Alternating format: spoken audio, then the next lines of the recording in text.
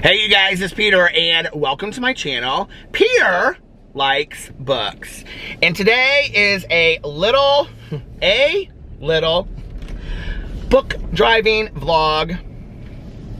And I have some things to say. I finished last night The Girl Beneath the Sea by Andrew Mayne. Oh my God. Absolutely 5 out of 5. It didn't really, I have to say this though, because I did say that I was going to rate my books, like if it had that extra, like it really had something to, like a teaching lesson or whatever, that I was gonna give it a 5 out of 5. If it was just a really great book that I would recommend, I would give it a 4. But I have to tell you, I was so completely excited to read the book, and every single time that I got into my car, I couldn't wait to turn it on and listen to it.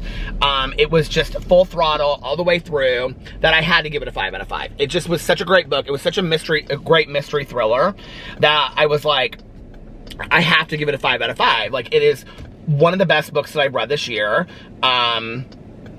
As far as like an enjoyable read where I couldn't put it down, I would really compare it to what's Delia Owens' book that I read, The Girl and the Crawdad, Where the Crawdads Sing, and things like that. I mean, it really was that good.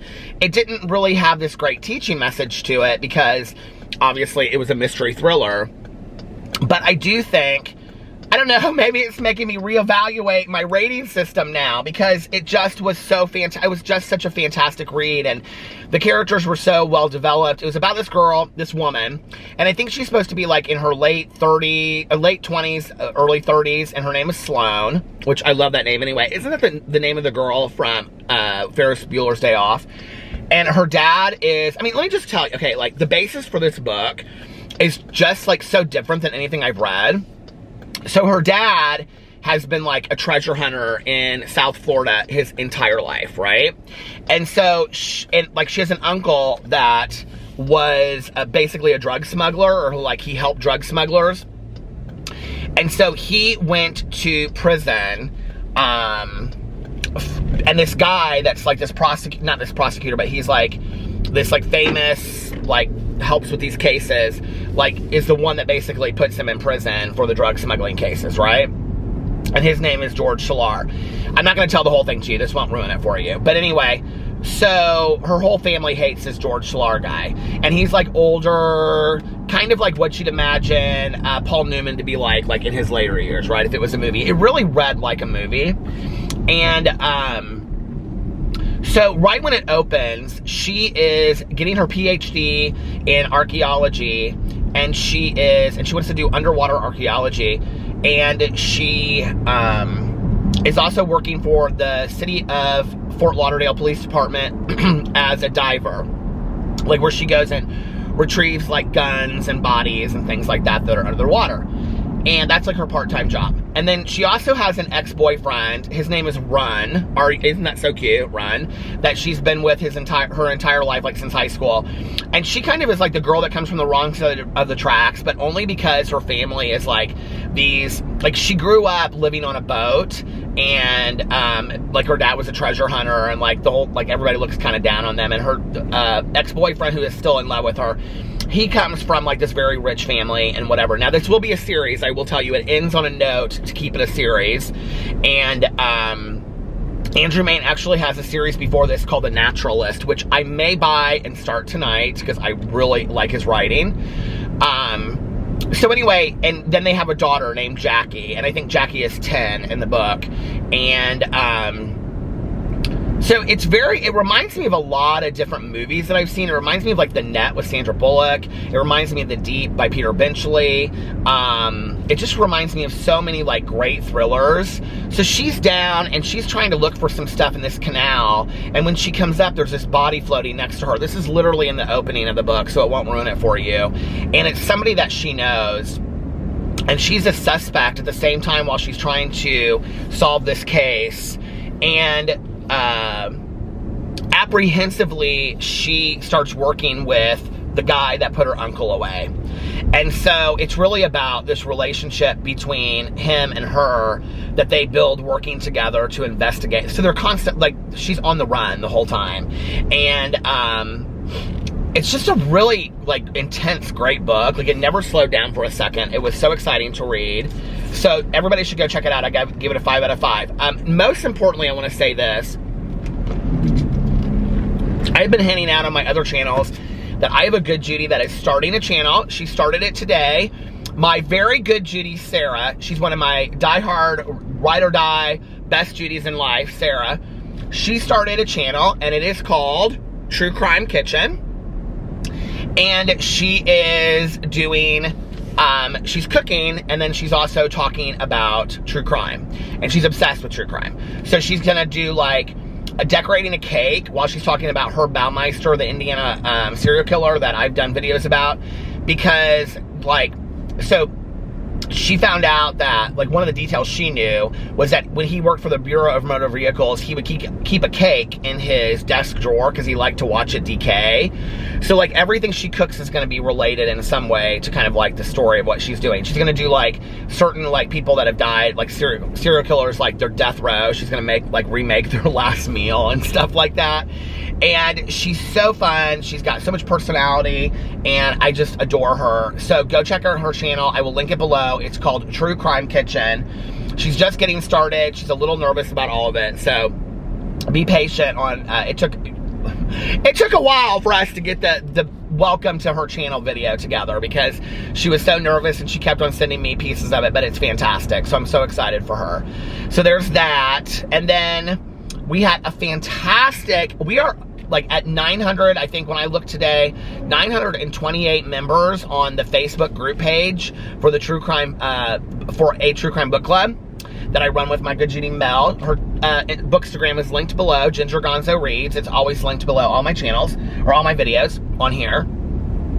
And we had such a great live stream yesterday. We went almost 2 hours. We went an hour and 50 some minutes talking about Eileen Wuornos. We guested, I don't know, probably close to 10 people, and it just was a really good time. We had more people in there than we've ever had before. I'm really excited for June. We are reading The Night Stalker by Philip Carlo, and we are talking about The Night Stalker. We're talking about Richard Ramirez, so it's gonna be a good month. You guys are gonna wanna join a True Crime Book Club. If you haven't already, I'm telling you, what are you doing? You're truly missing out.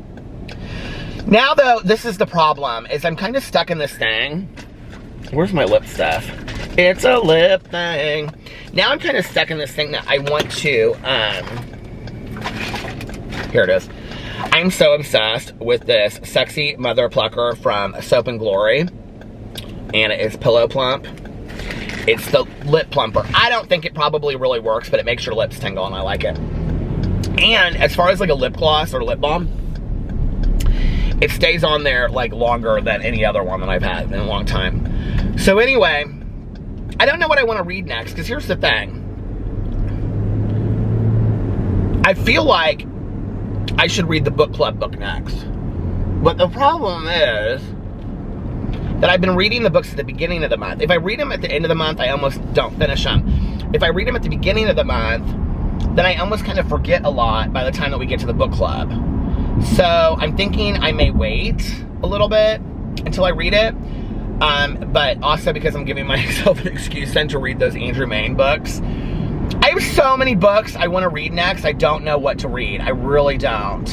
But I'm kind of like really enjoying like the thrillers and the mysteries and things like that. So I'm really thinking maybe I just need to keep that trend up and read some mysteries and thrillers for a while. Do you guys ever have a hard time? Like, you know, I was talking about this in that vlog that I did that one night about the reading slump, and it's like, it's so hard because if like the last week, I was really focused on Eileen Wuornos and things like that, and so I didn't read as much or listen to my audiobook as much as I would before. I will tell you the other thing, though, that being at home and not being able to go anywhere, like I would just sit in the driveway and I would listen to my audiobook and play Words with Friends. And so I would listen to like 3 hours in one setting of, you know, like an audiobook or whatever. And I haven't been doing that. And so I've noticed that my audiobook reading has slowed down. And I'm not just at home, and I was reading like 3 different graphic novels at the same time, and that has slowed down. So I was thinking about this with my reading slump, though. I was talking to my friend Tanya about it, who reads like 5 or 6 books a week. True story. I think that, like, I've got to get over this whole idea that I won't DNF a book. Like, I don't know what it is. I just really struggle with DNFing a book. Like, I feel like if I start it, I want to finish it. There have been books that I DNF, like Helter Skelter and things like that. But I always think I'll come back to it, you know?